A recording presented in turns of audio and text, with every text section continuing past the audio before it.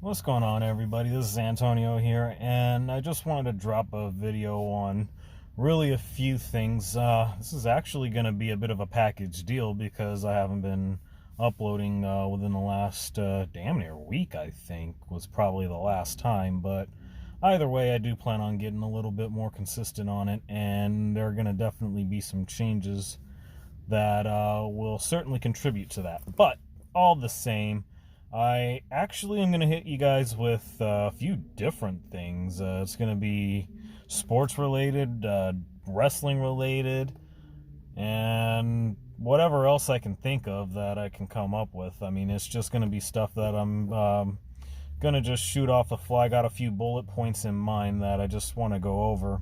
And the first thing I want to start with is, to me, easily one of the most unusual things, at least that I've seen in a really long time.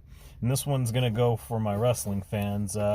Anybody that watched Monday Night Raw last night saw something, we'll just say different, to say the very least. I mean, I'm still trying to wrap my head around it because I never would have anticipated anything quite like it.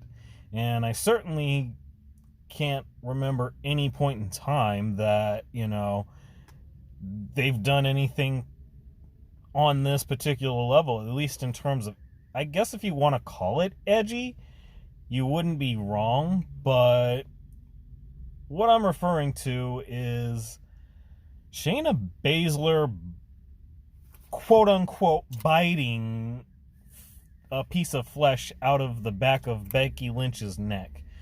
And it's kind of weird to me, and this is going to be an anime reference here, but I'm thinking that would be effective if this were, or a bit more effective rather, if this were Attack on Titan. For those of you who know what I'm talking about, I'm not even going to try to explain that one. It's just, simply put, just the fact that if Becky were a Titan and she got bit like that by Shayna, she'd be done like dinner. That's just all there is to it. But that being aside from the point, again, especially because it's WWE that we're talking about here, it was certainly something that, oh man, I mean, I literally don't remember anything quite that wild that we've seen in the last several years, really. I mean, I'd probably have to look back. If anybody else remembers, definitely let me know down in the comments section. The only thing that comes to mind right now for me was the whole feud between Shane McMahon and Kane. And there was some stuff that happened in that one. But nonetheless, I gotta say, I don't know that I ever would have expected it. It's not entirely surprising that they would do that, but again, it's been such a long time that they've done something like that that I really was, I mean, even now I'm still at a bit of a loss because I just am finding it kind of wild. Oh, actually, there is more of a recent occurrence, if you will, that I can speak of, and this was with Impact Wrestling, where they actually killed off one of their characters. And what I'm referring to is Allie, who is now a part of AEW Wrestling, known as Bunny. But in any case, you're not going to see too many things like that on a regular basis. At least I can't think of too many instances where you'd see anything like that. But maybe there's something that I'm missing to that. Again, comment down below on that. But, to say the least, I think the Becky Lynch-Shayna Baszler feud was something that we were all looking forward to, especially with WrestleMania within a couple of months from now.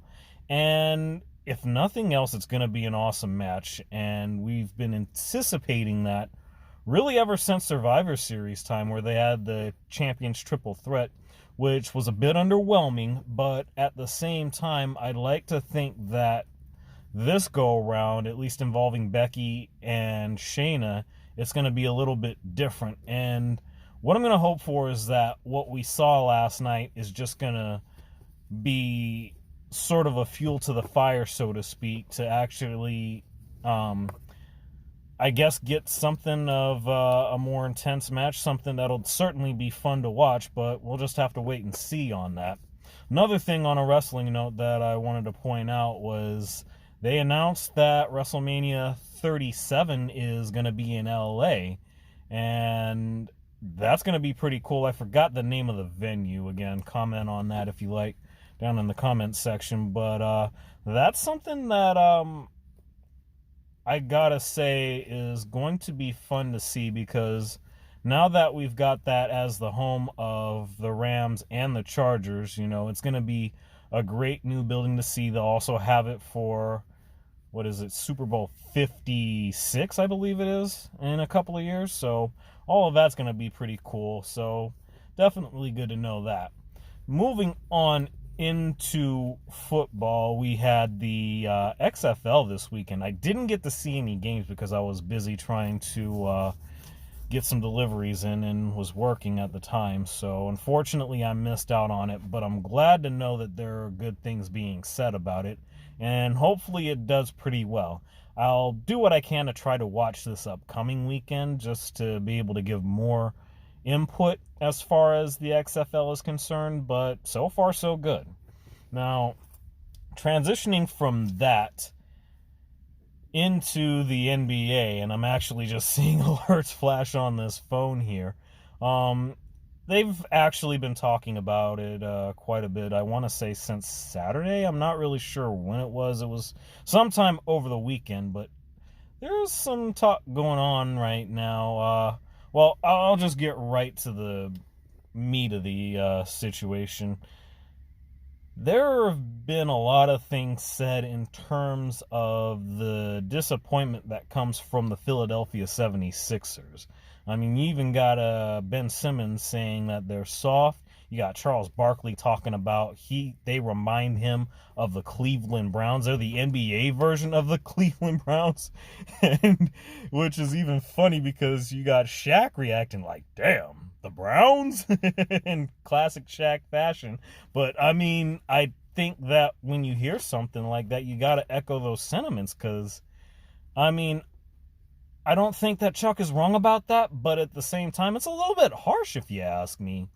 I mean, they're still in playoff contention. Granted, it's the Eastern Conference, so it's probably not saying a whole lot, but at the same time, I mean, I just don't know that it could necessarily be that bad. But then again, maybe it is, because you got Joel Embiid posting on Instagram talking about, that old quote, adage, however you want to refer to it, where you talk about, if you either, or excuse me, I'm going to pump the brakes on that one. Here we go.